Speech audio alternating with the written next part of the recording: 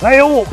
Welcome to Shedlock 2000's Land Rover garage of many interesting things. Well, it's been an awfully long time since I've last had a chance to record a video, and I wasn't actually planning on recording this one really. Things have sort of taken a turn for the worse. You catch me, as they say, in media res, in the middle of things. I'll explain about this shortly, but it's been quite a challenging couple of months as I've been driving a lot of truck, as you've probably seen.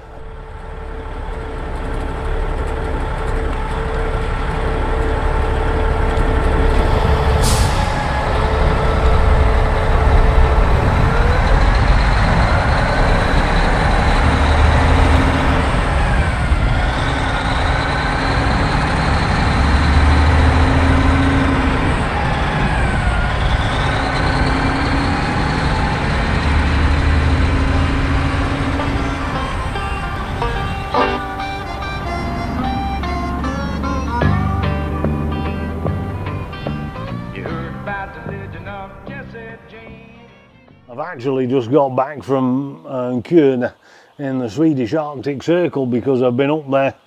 Was invited by NASA and the European Astrobiological Institute to give a talk, a presentation at one of the conferences regarding regarding extraterrestrial communication, extraterrestrial intelligence and astrobiology and all that kind of stuff. So I've been, and then I was actually also on a round table I've literally just got back this weekend from from Edmonton because I've just been up to do a NASA round table up there regarding the same sort of discussion. Anyway, that and amongst other things with work and truck driving and academic things and conferences and some dicky ticker stuff and other things meant that I haven't really been able to have any chance to do anything. And I have recorded some video here and there, but I haven't had a chance to edit it. And I'm recording this because when I got back, he says, getting to the point eventually, when I got back from the Arctic Circle, I picked Range Rover up from Aeroporto there, and my low coolant light were on, which is something that I've not really had a coolant leak, so I've been sort of a bit confused behind it. Anyway, do I have the bit?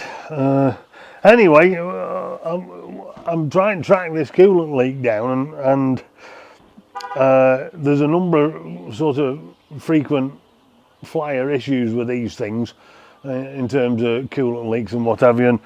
And water pump's biggest one, and front crossover pipe, and then there's a pipe that goes underneath that supercharger.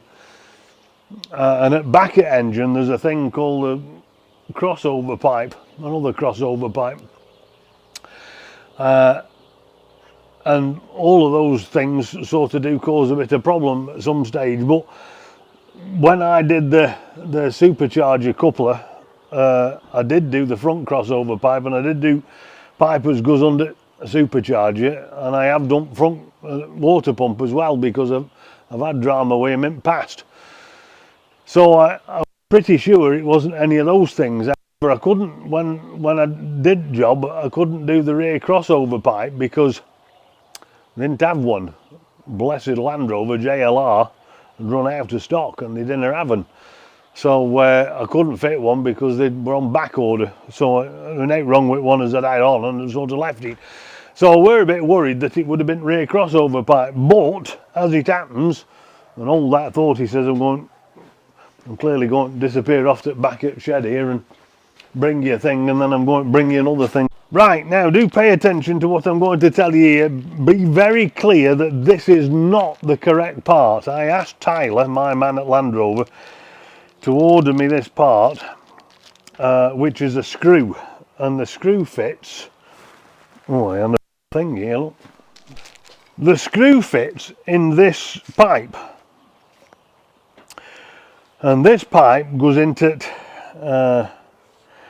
goes into that crossover pipe at the back, and it's an air bleed basically is what it is.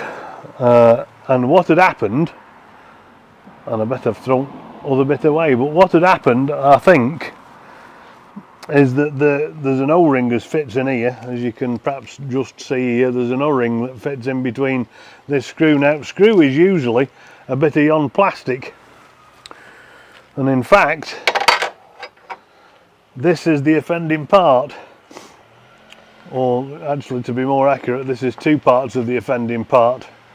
Now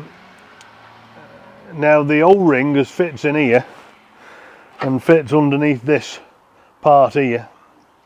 The O-ring had died altogether, and it was you can just perhaps see there's a few marks here, pink marks here.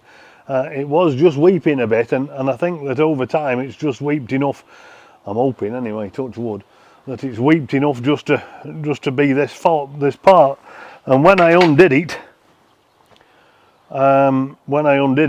this bit, which is obviously the screw part, just came right off the head. The head spun right off it.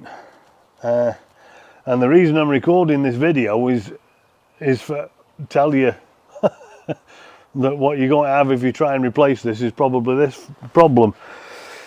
Now this part, which I ordered from Tyler, my man in Land Rover, is the wrong part. This looks to me to be like a bigger thing, like maybe somewhat off of the... It's got a coarse thread on it.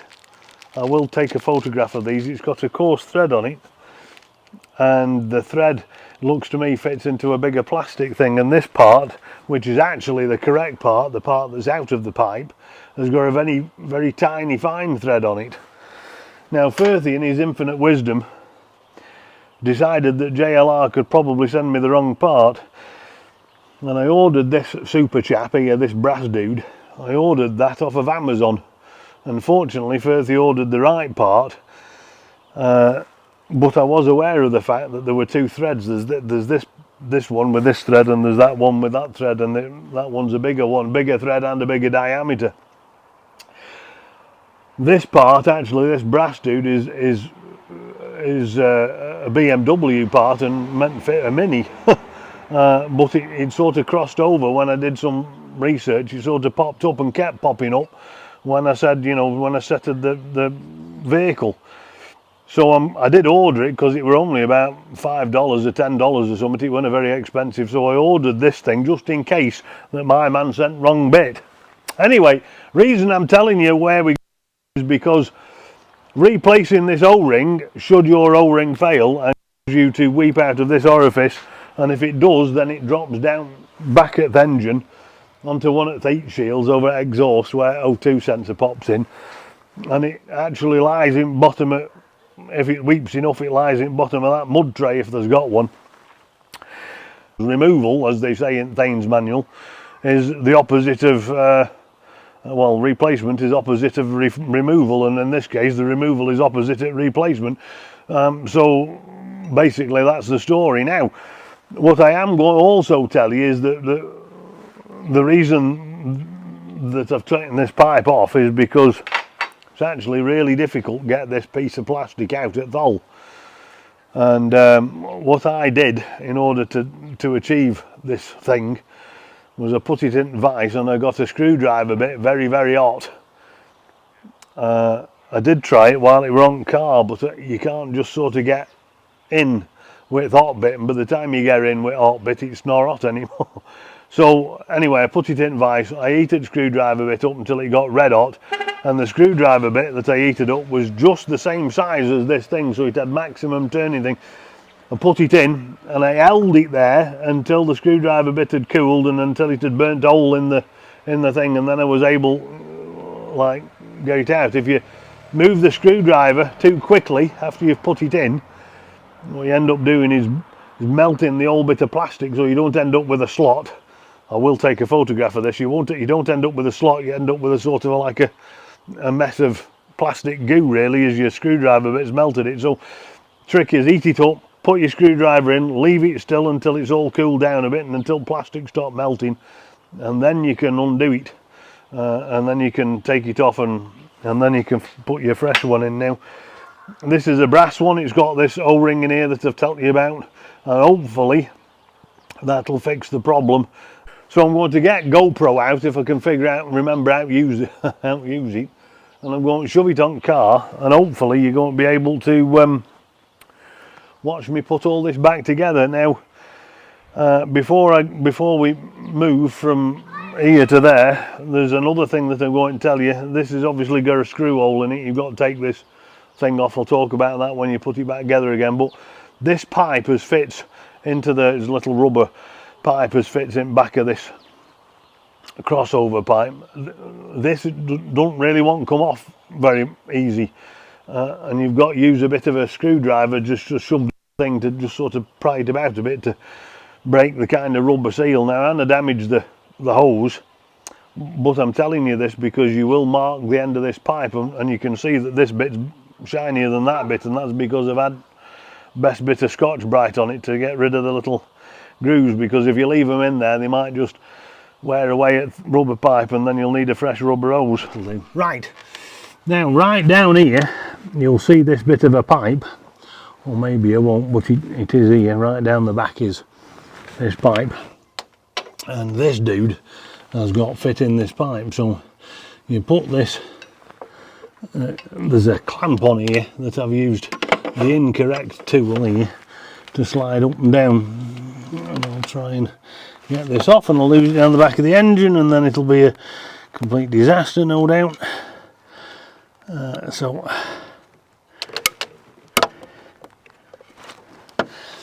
it's one of these clamps, and you can squeeze these two together with there's actually a special tool for this, but you can just use a pair of these plumbing pliers or whatever you want to call them.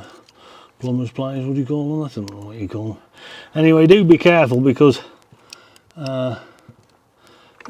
these things do have a habit of flying off and being very uncooperative when they do, and hard to find. So make sure when you put this on to slide the clamp all the way down those, because if you leave it too far up, you're never going to get that pipe that I've shown you, that silver aluminium pipe, aluminium pipe, aluminum as they say in America. You're never going to get that far enough down thing. Anyway, this is your pipe here, and the bit where bracket goes at bottom end. Now you can put some jockum on here, as they say back home, being diesel or easy to oil or whatever you want to call it. I have a preference for the Seafoam Deep Creep, just because my mate used to say that it worked best, and I'm assuming he knows better than I do. So, and then you get this bit of a clamp, and do make sure that you get it in between those two sort of ridges on the pipe, and preferably closer towards the bottom one if possible, just so that it binds. But don't put it over that. You can feel it with your fingers. Just put that clamp close towards the bump on the pipe, this, like this little bump thing, but down on the other end, and put it sort of here, and you'll be fine then. Now this affair, there's a special tool for these either, but you can as well, you can just sort of squeeze these in. These can be a bit of a pain here, because as you squeeze them in, they don't always want to squeeze in quite as far as you want them to. As you can see, has been demonstrated now by Firthy. Right, give that a bit of a twist, because now Firthy's taken that screw off and put it somewhere and lost it. It helps if you remember where you put them. So this is the little screw that you need just to clamp this pipe back on this bracket. It isn't fastened in very tight, as you could probably imagine,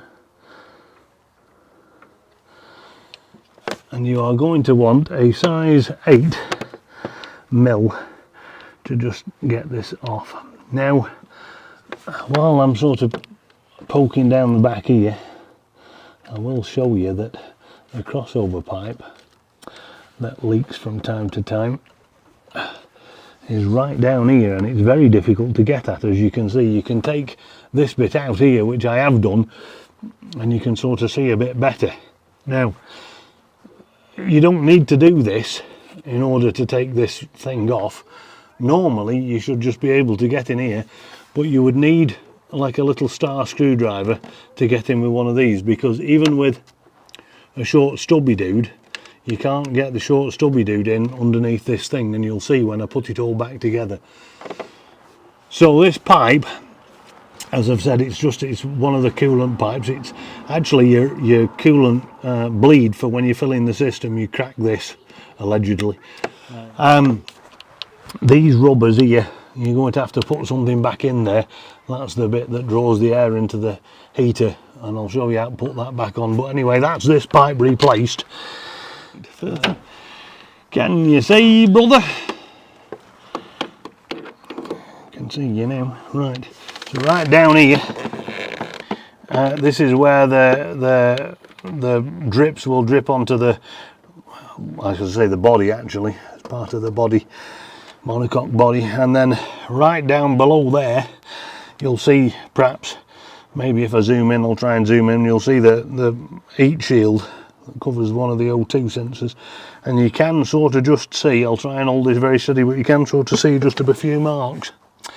And I'm just going to bring this back over here, because down here where those pipes are, you'll see down there, that's right down here, that's where the coolant crossover pipe goes, underneath here and underneath this, so you've got to take all that lot off. And you do, according to Land Rover, you have to take supercharger off, but if it goes, I'll just have to see if I can do that manually. But anyway, if you stick your head down here, you can see when you take this part off if there's any leaks down here, and there aren't any, which is why I'm pretty sure it's just that bleed screw.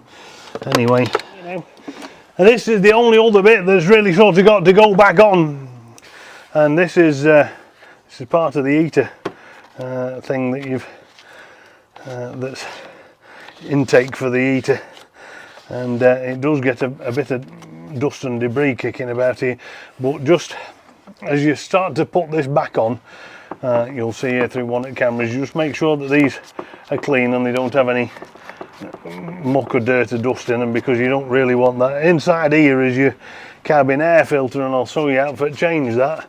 Actually, that was one of the videos I've got planned for coming up, and I'll show you how to do it. But anyway, that's in there, your pollen filter, and you'll see just fitting it back in is actually quite an easy job, but just be careful of I'll show you in a minute, but as you sort of start poking this back in here, just lift the scuttle up. As you pop this back in, you've got these little toggles, and Muppets, and especially at Land Rover, have a habit of sort of putting them, jamming them underneath here, and that's all right. And then you've got these two little screws that sort of locate the thing, and you've just got to kind of waddle it in, because what it does is it sits in those things, in those little rubber dudes. Now you've only got two of these little chaps, also that GoPro camera, there's only two of these little things, and they really only need to be hand tight, but you can just nip them up a touch. Now when you take this pollen filter out, it gives you access to this pipe that you can't get in, and as you, well, you perhaps won't be able to, but I'll move camera closer. That'll see you can't really get your screwdriver under here. And once, just with it being plastic, I'd sort of anticipated the fail, because you know what plastic's like, you've only got poke it in wrong way and it's give up. And then this second one goes on this side here. Now I suspect these are 13mm, but they were only hand tight. I'm just going to put a little bit more than hand tight on them. I've only got a short stubby one, because my actual 13mm down here, never to be seen again, as you might have to say. I'm only going to nip them like that because they don't do anything other than stop that box falling out, so they don't actually need any pain on them at all. But the only reason I'm doing this is to stop the nut falling off or unscrewing and falling off. That makes sense. Right. And then the last job is to pop this rubber bonnet seal back on, which fits in here now. What I should tell you is that when you take this screw out, there's no fluid in this pipe, and really this should have a bit of a thing in it holding that in there. There you go. So there's no fluid in this pipe. They only use it to get rid of air, and when you just take this screw off to replace it, you know, the O-ring or the screw itself, what little bit of air does go in here, and you might hear it suck in again, is only going to be filled up when you next run it, and it'll move all into expansion chamber and it'll sort itself out, bless it. That's the plan anyway. So there you go, that's the yon rubber strip on. I'll just settle that in so it's nice and neat, and then that's that. Right, we're going to have a bit of weird uplighting here as we're losing light outside and so on and so forth. So as I wrap up, basically all this video is to show you that one of the causes of a minor coolant leak on your engine might be the failure of the O-ring, and this is the fed up O-ring. I'll take a photograph of this. Might be the coolant air bleed screw that fits onto this pipe, and the process of elimination really. These aren't a normal culprit. What you should probably do is have a look at the water pump first, and that'll require a scope because there's all manner of rubbish in the road, and you'll have to have a look under and you'll see traces as it either bleeds out at seal or bleeds underneath it thing. It could be that crossover pipe, the pipe that goes underneath it supercharging, and they're really hard to see because you've got to get a scope underneath in the valley, and even if you do, it's not clear that you can see exactly what's going on. And then you've got the front crossover pipe and back crossover pipe. Front one leaks up down front at engine, and back and leaks at back at engine. But this as I say, this does fail. So this is what I've changed, and I'm hoping that I'm hoping I've got easy road out here, but maybe I haven't. Anyway, there you go.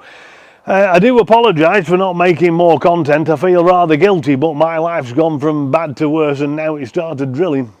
I have got some other bits of projects lined up. I've got a couple of diff services that I was going to show you, and I have done quite a few bits of minor jobs. There was a bit of a problem with the shift lever coming loose that I was going to show you how to adjust that if that happens, and some other things, but through lack of time I haven't had a chance to get all tackle out and record the video, and now you're going to have spooky lighting because Firthies get big light here because light's gone. Any road, thank you very much for tuning in. Please do continue to like and subscribe. Thank you very much to everybody that puts the comments. I do my very best to reply to the comments as much as I can to make sure that you're getting, like, it looks like I'm still alive, because I am, although I don't feel it often. And I do try and reply to those, so thanks very much for those. Thank you very much for the suggestions. I am getting them, and when I get a little bit more stability in my life, I will cut some more content, and I am going to try and show you how to do this pollen filter, because it's very easy, and I should be able to find some time to do that. But anyway, thanks for liking and subscribing to the channel, and thank you for tuning in, and I hope this has been very helpful for you, and we'll catch you next time on Steve's Saturday show. Oh, that's another previous life on Shedlock 2000's Land Rover garage of many interesting things. Cheerio.